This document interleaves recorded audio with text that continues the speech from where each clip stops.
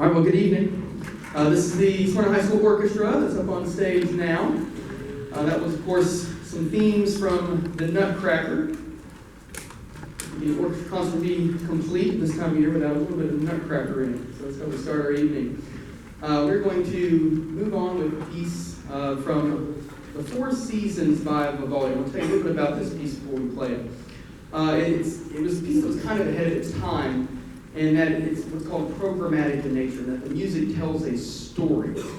And the story that it tells is actually a poem or a series of poems about each of the four seasons. Then Vivaldi, who a lot of people think actually wrote the poems, then set these poems to music to make the music sound like the imagery in the poem.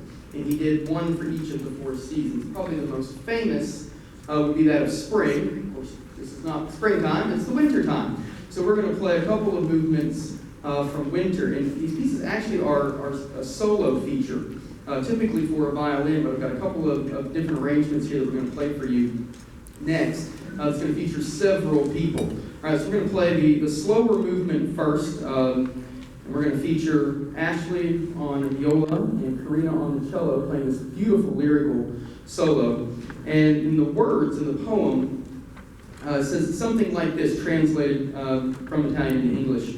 To rest happy and contentedly beside the hearth, beside the fire, while those outside are drenched and getting soaked by rain.